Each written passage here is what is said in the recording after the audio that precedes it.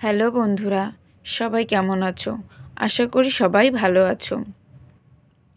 তো আজকের ভিডিওতে সবাইকে স্বাগতম। তো আজকে আমরা পড়ব চতুর্থ শ্রেণীর বাংলাদেশ ও বিশ্ব পরিচয় বইয়ের চতুর্থ অধ্যায় নাগরিক অধিকার।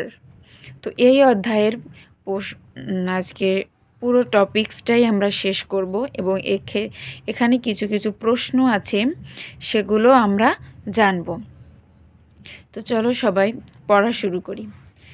আসলে কোনো রিডিং পড়তে গেলে তার ভেতরে অনেক প্রশ্ন থাকে, তো আমাদের যে রিডিংটা পড়ব এটা অনেক বুঝে বুঝে সুন্দর করে পড়তে হবে।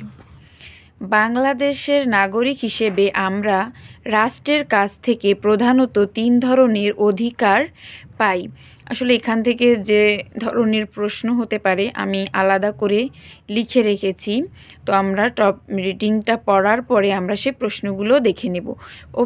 এটা পড়ার পরে প্রশ্নগুলো দেখলে এই অধ্যায় নিয়ে কোনো কনফিউশন থাকবে না, এবং যেভাবেই যে কোনো প্রশ্ন আসুক না কেন, সেটা টিক চিহ্ন হতে পারে, শূন্যস্থান হতে পারে, বড় প্রশ্ন হতে পারে, সেগুলো সবই তোমরা লিখতে পারবে। আচ্ছা, বাংলাদেশের নাগরিক হিসেবে আমরা রাষ্ট্রের কাছে প্রধানত 3 ধরনের অধিকার পাই। তো অধিকারগুলো হচ্ছে যেমন সামাজিক অধিকার, রাজনৈতিক অধিকার ও অর্থনৈতিক অধিকার।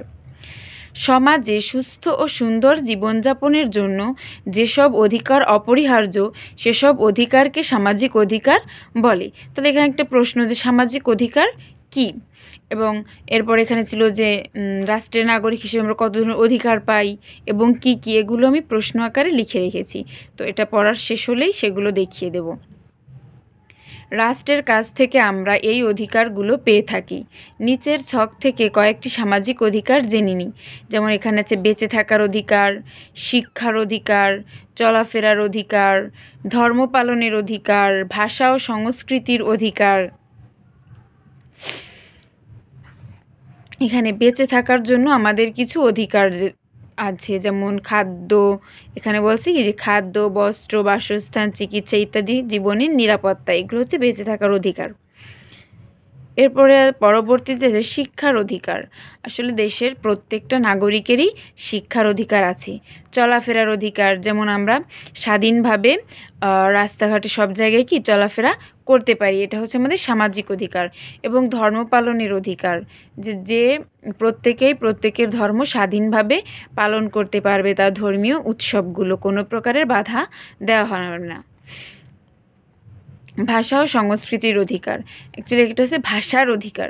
যেমন আমাদের 1952 সালে ভাষার অধিকার পাওয়ার জন্য যুদ্ধ করতে হয়েছিল, তো এখানে হচ্ছে কি আমরা নিজেদের ভাষায় কথা বলতে পারি। আমরা এইসব অধিকার থাকার সাথে সাথে অন্যের সমান অধিকার খর্ব না করার দায়িত্ব রয়েছে। মানে অন্যের অধিকারটা যেন ক্ষুণ্ণ না হয়, মানে আমরা অধিকারটা পেতে বাধা প্রদান না করি।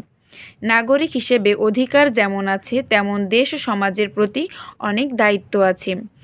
দেশ থেকে যেমন আমরা কিছু সুযোগ সুবিধা গ্রহণ করি, তেমনি দেশের প্রতিও আমাদের কিছু দায়িত্ব থাকে। যেমন দেশের প্রচলিত আইন মেনে চলার দায়িত্ব, দেশের স্বার্থবিরোধী কিছু না করার দায়িত্ব, মানে দেশের যাতে ক্ষতি হয় এরকম কোনো কাজ না করা। অন্যের অধিকার ক্ষুণ্ণ না করার দায়িত্ব, মানে প্রত্যেকের অধিকারগুলো যাতে সমানভাবে পেয়ে থাকে সেদিকে খেয়াল রাখতে হবে, যাতে বাধাগ্রস্ত না হয়। তবে সকলে আইন মানছে কি না, অর্পিত দায়িত্ব পালন করছে কি না তা দেখাও নিরাপত্তা দেওয়া সরকারের দায়িত্ব। আচ্ছা, এরপরে এখানে কিছু প্রশ্ন আছে, যেমন শিক্ষকের সহায়তায় শ্রেণীতে আলোচনা করো। এখানে প্রশ্নগুলো হচ্ছে নাগরিক অধিকার বলতে কি বুঝো, নিজের দেশের প্রতি কিভাবে দায়িত্ব পালন করা যায়, দেশের সরকার কিভাবে প্রতিটি নাগরিকের নিরাপত্তা নিশ্চিত করবে। তো প্রশ্নের উত্তরগুলো আমি তোমাদের বোঝার সুবিধার্থে, লেখার সুবিধার্থে আলাদা করে লিখে রেখেছি। প্রথম প্রশ্ন, নাগরিক অধিকার বলতে কি বুঝো? তো চলো উত্তরটা দেখে আসি। নাগরিক অধিকার বলতে একটি দেশের নাগরিক হিসেবে জনগণ রাষ্ট্রের কাছ থেকে যেসব সুযোগ সুবিধা পাওয়ার অধিকার রাখে সেগুলোকেই নাগরিক অধিকার বলে। আমরা রাষ্ট্রের থেকে যেসব সুযোগ সুবিধা পাই সেগুলোই হচ্ছে নাগরিক অধিকার। পরবর্তী প্রশ্ন, নিজের দেশের প্রতি কিভাবে দায়িত্ব পালন করা যায়? দেশের প্রতি অনুগত থেকে, দেশের আইন মেনে চলে, নিয়মিত কর প্রদান করে, দেশের কাজে সুষ্ঠুভাবে সম্পাদনে সহায়তা করে। দেশের সরকার কিভাবে প্রতিটি নাগরিকের নিরাপত্তা নিশ্চিত করবে? দেশের সরকার দেশের আইন শৃঙ্খলা পরিস্থিতির উন্নতি করে এবং শক্তিশালী পুলিশ বাহিনী গড়ে তোলে। তো 3টা প্রশ্নের উত্তরই আমি বলে দিলাম। পরবর্তীতে আছে রাজনৈতিক অধিকার। তো প্রথমে আমরা সামাজিক অধিকার পড়ছি, যে 3টা অধিকারের নাম আমরা জেনেছিলাম, সামাজিক অধিকার, রাজনৈতিক অধিকার, অর্থনৈতিক অধিকার। তো এখন আমরা পড়ব রাজনৈতিক অধিকার। ভোট দান ও বিভিন্ন কাজের মাধ্যমে রাষ্ট্র পরিচালনায় ও শাসন কার্যে নাগরিকদের অংশগ্রহণ করার অধিকারকে রাজনৈতিক অধিকার বলে। তো প্রশ্ন হতে পারে, রাজনৈতিক অধিকার বলতে কি বুঝো? নিচে 5টি রাজনৈতিক অধিকারের কথা উল্লেখ করা হলো। এই অধিকারগুলো রক্ষার মাধ্যমে আমরা একটি সুন্দর দেশ ও জাতি গড়তে পারি। তো চলো কী কী অধিকার আছে রাজনৈতিক? নির্বাচনের অধিকার। 18 বছর ও তার উপরের সকল নাগরিকের ভোট দেওয়ার অধিকার আছে। যেমন আমরা যারা ভোট প্রদান করি, ভোটার হতে হলে 18 বছরের হতে হবে এবং তার বেশি হতে হবে, এবং তবেই ভোট প্রদান করা যাবে। আর কোনো নির্বাচনে দাঁড়াতে হলে দেখো এখানে বলছে যে 25 বছর বয়সে সকল নাগরিকের নির্বাচনে অংশগ্রহণ করার অধিকার আছে, মানে সে প্রার্থী হিসেবে দাঁড়াতে পারবে। পরবর্তী, মত প্রকাশের অধিকার। প্রত্যেক নাগরিকের বাড়িতে, বিদ্যালয় এবং সমাজে স্বাধীনভাবে নিজস্ব মত প্রকাশের অধিকার আছে। মত প্রকাশটা হচ্ছে কি, যেমন তোমার বাড়িতে একটা কাজ করা হবে, সেখানে প্রত্যেকের মত নিয়েই কাজটা করা। আইনের চোখে সবার সমান অধিকার। জাতি, ধর্ম, বর্ণ, ধনী, দরিদ্র, নারী, পুরুষ ইত্যাদি নির্বিশেষে সকলের আইনের সমান আশ্রয় লাভের অধিকার আছে। নিরাপত্তা লাভের অধিকার। বিদেশে অবস্থানকালে কোনো নাগরিক সমস্যায় পড়তে পারেন, এমন অবস্থায় তার নিজ রাষ্ট্রের সরকারের কাছ থেকে নিরাপত্তা দাবি করার অধিকার আছে। যেমন অনেকে বিদেশে লেখাপড়ার জন্য যায় বা কাজে যায়, তখন যদি নিরাপত্তাহীনতায় ভোগে বা কোনো অসুবিধা হয়, তখন দেশের সরকারের কাছে সে তার নিরাপত্তা দাবির অধিকার করতে পারে। ব্যক্তি স্বাধীনতা রক্ষার অধিকার। ব্যক্তি স্বাধীনতা মানে কি দেখো, প্রত্যেক নাগরিকের স্বাধীনভাবে নিজের পছন্দ অনুযায়ী কিছু করার অধিকার আছে, তবে সে অধিকার অন্যের কোনো ক্ষতির কারণ না হয় সেদিকে খেয়াল রাখতে হবে। আমরা আমাদের স্বাধীনতার জন্য যে কোনো কাজ করতে পারি, কিন্তু সেই স্বাধীনতা মানে অন্যকে কষ্ট দেওয়া না বা অন্যের ক্ষতি হয় এরকম কোনো কাজ না করা। এখানে কতগুলো প্রশ্ন দেওয়া আছে, যেমন নির্বাচন কি, নির্বাচন কখন হয়, কারা ভোট প্রদানে অংশগ্রহণ করতে পারে। তো এই প্রশ্নের উত্তরগুলো আমরা জেনে নেব। এখানে নির্বাচন কি, নির্বাচন হচ্ছে একটি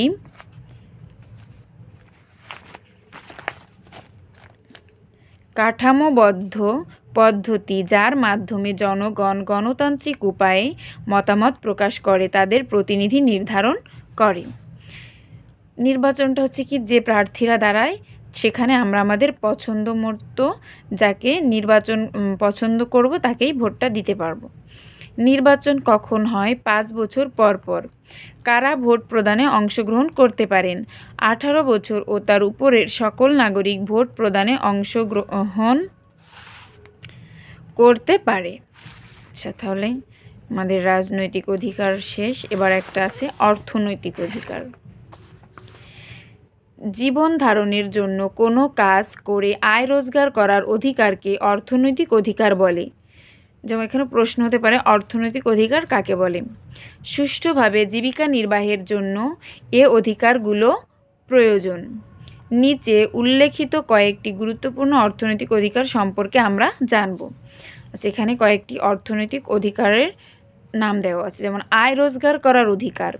সকল নাগরিকের স্বাধীনভাবে চাকরি বা ব্যবসা বা অন্য কাজ করে আয় রোজগার করার অধিকার।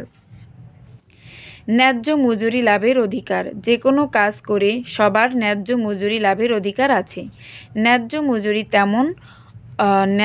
মজুরি তেমন হওয়া দরকার যা দিয়ে মানুষ মর্যাদার সাথে বাঁচতে পারে। ন্যায্য মজুরি হচ্ছে যে কোনো কাজের জন্য ন্যায্য পাওনাটা পাওয়া, যাতে সে ভালো করে সেই অর্থটা দিয়ে বাঁচতে পারে। সম্পত্তির অধিকার। প্রত্যেক নাগরিকের সম্পত্তি অর্জন ও ভোগ করার অধিকার আছে। অবকাশ ছুটি লাভের অধিকার। যে যেখানেই কাজ করুক সবারই কর্মক্ষেত্রের অবকাশ বা ছুটি পাওয়ার অধিকার আছে। ছুটি না পেলে মানুষ অসুস্থ হয়ে যেতে পারে। অতিরিক্ত পরিশ্রম করলে কর্মতুষ্টি আসে না। তো যে কোনো কাজের মাঝে যদি কেউ ছুটি পায় তাহলে কি কিছুদিনের জন্য সে রেস্ট নিতে পারে, তখন আবার পুনরায় কাজ করার ইচ্ছাশক্তিটা জাগে। তাই অবকাশ অবশ্যই দরকার আছে। এখানে দেখো কিছু প্রশ্ন আছে। কাজ করা কেন প্রয়োজন? ন্যায্য মজুরি বলতে কি বোঝায়? কাজের মাঝে অবকাশ ছুটি লাভের প্রয়োজনীয়তা কি? তো চলো প্রশ্নের উত্তরগুলো আমি লিখে রেখেছি, সেগুলোই দেখে আসি। কাজ করা কেন প্রয়োজন? সুষ্ঠুভাবে জীবিকা নির্বাহের জন্য কাজ করা প্রয়োজন। ন্যায্য মজুরি বলতে কি বুঝো? কোনো কাজের জন্য প্রকৃতপক্ষে যে পরিমাণ পারিশ্রমিক দেওয়া উচিত তাকে ন্যায্য মজুরি বলে। কাজের মাঝে অবকাশ ছুটি লাভের প্রয়োজনীয়তা কি? আমরা অনেক সময় কাজ করতে করতে ক্লান্ত বোধ করি, যা আমাদের মনেও প্রভাব ফেলে। তাই মানসিক প্রশান্তির জন্য কাজের মাঝে অবকাশ ছুটি প্রয়োজন। তো এই অধ্যায়ে এই ছিল প্রশ্ন। এছাড়া এই অধ্যায় থেকে আর কি ধরনের প্রশ্ন হতে পারে সেগুলো আমি তোমাদের দেখিয়ে দেব। তো চলো দেখে আসি। নাগরিক অধিকার। সামাজিক অধিকার থেকে যে প্রশ্ন হতে পারে, আমরা রাষ্ট্রের কাছ থেকে প্রধানত কত ধরনের অধিকার পাই ও কি কি? 3 ধরনের, যথা সামাজিক অধিকার, রাজনৈতিক অধিকার, অর্থনৈতিক অধিকার। সামাজিক অধিকার বলতে কি বুঝো? সমাজে সুস্থ সুন্দর জীবনযাপনের জন্য যেসব অধিকার অপরিহার্য সেসব অধিকারকে সামাজিক অধিকার বলে। সামাজিক অধিকারগুলো কি কি? বেঁচে থাকার অধিকার, শিক্ষার অধিকার, চলাফেরার অধিকার, ধর্ম পালনের অধিকার, ভাষা ও সংস্কৃতির অধিকার। দেশ ও সমাজের প্রতি আমাদের দায়িত্বগুলো কি কি?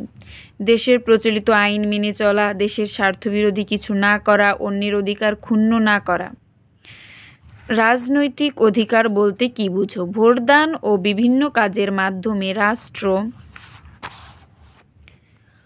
পরিচালনায় এবং শাসন কার্যে নাগরিকদের অংশগ্রহণ করার অধিকারকে রাজনৈতিক অধিকার বলে। রাজনৈতিক অধিকারগুলো কি কি? নির্বাচনের অধিকার, মত প্রকাশের অধিকার, আইনের চোখে সবার সমান অধিকার, নিরাপত্তা লাভের অধিকার, ব্যক্তি স্বাধীনতা রক্ষার অধিকার। একজন নাগরিক কত বছর বয়সে ভোট দিতে পারে? 18 বছর। একজন নাগরিক নির্বাচনে অংশগ্রহণ করতে পারে কত বছর বয়সে?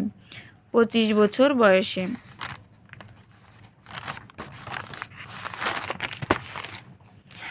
অর্থনৈতিক অধিকার বলতে কি বুঝো? জীবন ধারণের জন্য কোনো কাজ করে আয় রোজগার করার অধিকারকে অর্থনৈতিক অধিকার বলে। অর্থনৈতিক অধিকারগুলো কি কি? আয় রোজগার করার অধিকার, ন্যায্য মজুরি লাভের অধিকার, সম্পত্তির অধিকার, অবকাশ ছুটি লাভের অধিকার। তো এই অধ্যায়ে এই ছিল প্রশ্ন।